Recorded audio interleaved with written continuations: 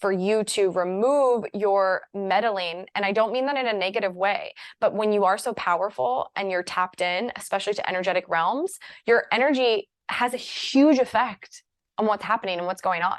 And spirit almost wants to remove your energy entirely. So this can all be the collective figuring it out, right? Because it doesn't have to just be a counterpart masculine feminine situation. It could be like you've been holding space for family and friends to step onto a spiritual path, and your energy is not needed right now.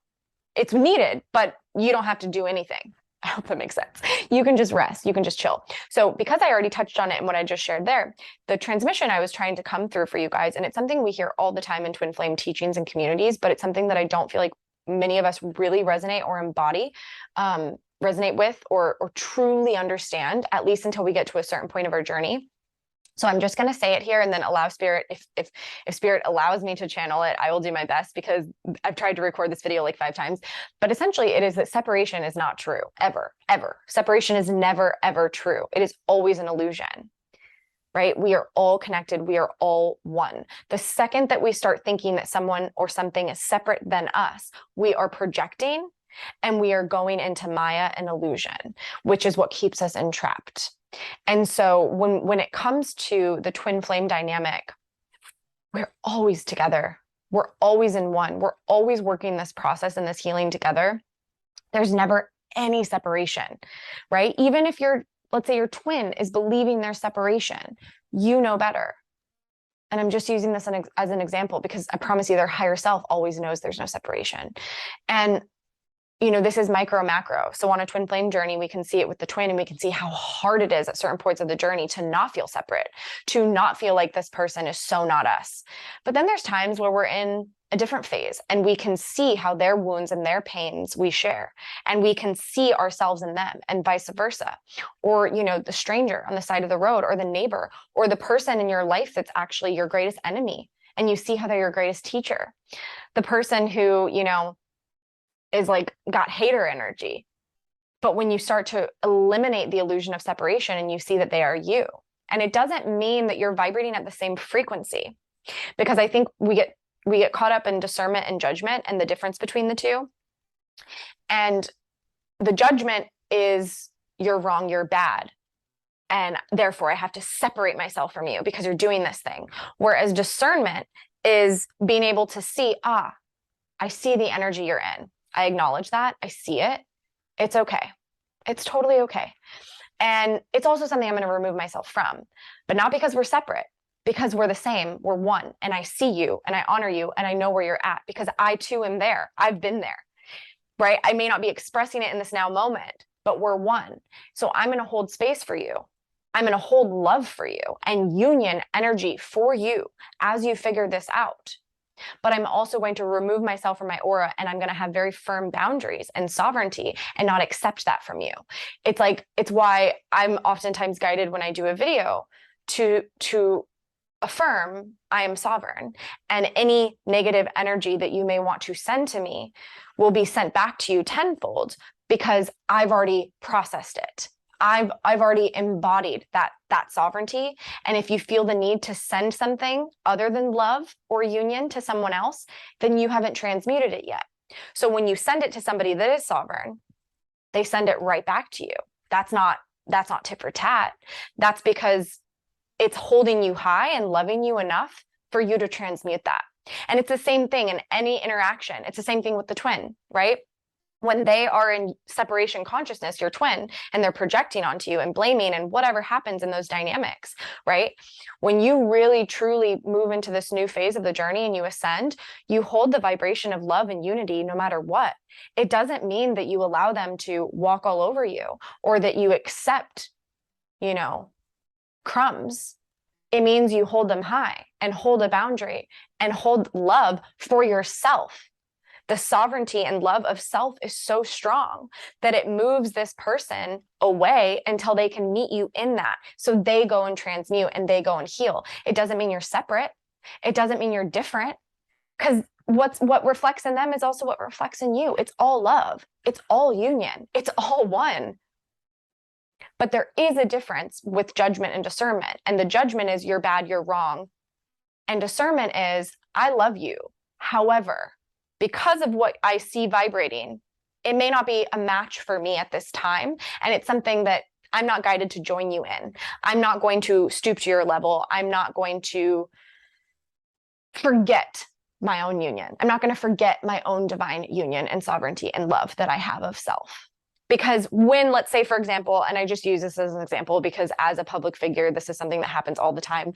You know, when somebody projects negativity to you from a video or something, and you can clearly see wounding and distortion in what they're saying, there's been many times where that was a great lesson and teaching moment for me to recognize where I dipped in my power and I took it on and I allowed it to hurt me or upset me. And it just raised me and expanded me even further so that I had to transmute it.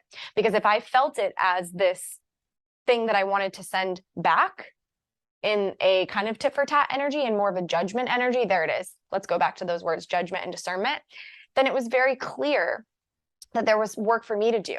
And therefore, what this person did or said was such a gift.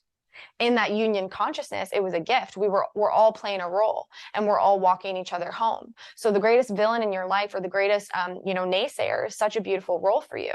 You know, you're in true union consciousness when nothing anyone says or does can dip you out of that. And it's all love. And you can truly love through all of that sort of pain or confusion or distraction or whatever is coming up. So that's the transmission that I was attempting so hard the other day to kind of put out there. But for those of you that are on these paths and you've really been working the spiritual path, whether you're feminine, whether you're masculine, whether you haven't met your twin, whether you don't believe in it, it doesn't matter. If you're on a spiritual union path, like this is what we're talking about. There is no separation, period. It is all one. It is all union. It is all love, right? And we maybe at different times not able to hold that. And that's okay, because that just shows us something that we get to transmute. When we feel the need to label and condemn and say right, wrong, good, bad, they're the truth, they're the lie, they're the deception, we're forgetting the great paradox. We're forgetting the comedy that we're all the same and we're all one. Now, on this channel, I've definitely spoken about people that are not, let's call them God's children, right? Are not operating Christ consciousness, and they are cut from a different cloth. That's where your discernment comes in, when you're able to read that and you're able to feel that. And again, even in that, it's not like F you. It's a literal discernment of, oh, okay, I see what's happening here. I don't consent because I love myself. I'm holding union. I'm holding sovereignty. Therefore, you will be repelled from me. I mean, technically, right? Sometimes those energies are very attracted to light energies, but that's just a lesson for the light energy to get really firm and strong in their boundaries and to repel it and say, no, I don't accept. No, I do not consent. No, I'm not going to participate in this. That's all it is. But again, it's not coming from this place where we see a lot of religions and even the spiritual communities, the new age, the dogma of right, wrong, good, bad, evil, devil, angel, the right, the way, right? You know, we see different religions persecuting others and saying they have it wrong. That is all separation consciousness. That's all the illusion. And that's happening in the spiritual communities. And it's why we're seeing this like exodus from spiritual communities. People that are like, this is all lies. It's all BS. I thought I believed in this person. I don't trust this person. They're lying to me. I got to go. This is all fake, blah, blah, blah, right? There's so much shit around that. And, Spirit just wanted to affirm that about the separation, that it's all illusion. And then for those of you that are walking this twin flame path, holding that vibration and that inner knowing that it's all a reflection of you and it's all love. And you might be at different phases on the journey at different times with this person that you share the soul space with. It's going to happen, right? You may act like a complete dummy at times and they'll hold the mirror and be like, okay, you're acting like a dummy, and vice versa, but it's still love. It's not separation, but separation is not physical space, right? Because you can be in oneness and union and love and move away, right? That's what we were touching on. Like, you can see something and say, I don't consent to that. I'm not about that. And so you move away, but it's not in condemnation. They're playing a role and they're fulfilling some form of a spiritual piece of the puzzle, for the holistic sort of puzzle. So keeping this in mind, and it's really hard, honestly, this is the hardest teaching in my opinion, because it's so easy to fall out of it because most of the world is out of it. It's so hard to find examples of people staying and maintaining in this vibration, or maintaining this vibration. It's very, very challenging. And so it's always a good reminder for us. But just where we are right now, I would say rest, surrender, and come back to that unity, wholeness, oneness consciousness. It is all love. It doesn't mean you have to be together with this person for there to be no separation, right? That's up to God. That's up to the divine. The divine is way more powerful than any of us. We don't get to choose these things. I know there's a misconception in that. A lot of people think we can, but it's actually what all the anxiety and the mental health and all the crisis and the issues that we have as a society is from us trying to play God. It's from us thinking that we can fix and we can save it, and not being willing to surrender, not being willing to trust that there's a power greater than ourselves. And the second that we do that, that allow that tiny little death, that tiny little ego death, to allow that to die, then we're able to allow more and more of us to die over and over and over again. Just allowing it all to die. It's not you. You are one. You are union. You are love. You are not the separation. You have to die, though. You have to die to these parts of yourself. And there's so many parts of yourself that are going to want to condemn, that are going to say right, wrong, because it's fear, right? If you don't feel safe, what's going to help you feel safe is to say wrong, right. Okay, now I have a guide, because we're always trying to find this guide. But if you know you're the guide, if you know that you're sovereign and you're whole and you can trust your discernment, you can trust your heart, you can trust that you fucking love yourself more than anything. And so you don't have to worry. And then you'll be guided to the same energies. You'll be guided to things that feel like love. The twins can come together when they both hold love, period. You can't if you don't. And if one doesn't and the other does, you still can't. But you're still in union. You're still holding each other high. You're still holding this vibration of love. But you can't meet unless you're vibrating at that place. And it's the love of self, but it's also the love of God, because love of self and self is God. It's all the same. It's all one, right? So it's very simple, but the simplest things are the most confusing. Okay, I think I'm going to stop there. It's 5:22. Love the timing. I think I'm going to stop there because I think it got a little, because you can try and overtalk these concepts and make them even more confusing than they need to be. These are very hard for our ego to digest and understand. Point blank, period. This, I know it sounds easy, but it's not. This is really, really hard, difficult shit, because it's very quantum. It's very multidimensional. And we struggle with it a little bit. That's okay. So if this doesn't make any sense to you now, that's okay. It might. But if it does, great. Here's your friendly reminder, because I know on my journey, the spiritual path that I've walked for the past, I don't know, probably like very seriously, probably the past like 10, 11 years,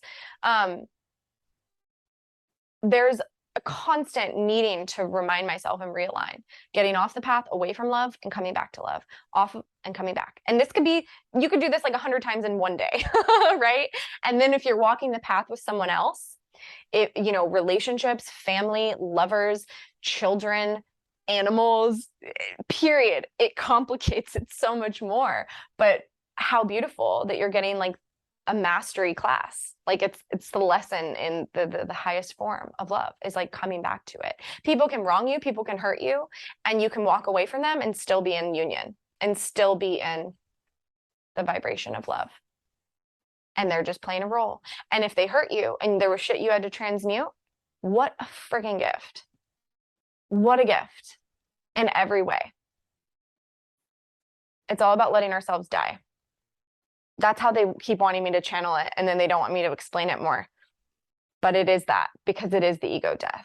All of the you that you think is you has to die. All of it. And the spiritual ego is such a big theme. Yeah. I think there'll probably be more videos on this, because I feel like we're only scratching the surface on that. But I'm gonna let this be. This will be, you guys are getting this first, and then I am gonna release this to YouTube a little bit later after you guys have had some access to it. And then Yeah, I could update you with things I have coming in the pipeline, but I think because of the energy, let's just be in the trust fall and the surprise energy and allow things to flow. And I'm not going to tell you what's around the corner because I don't even know what's around the corner. But you know who does? The divine.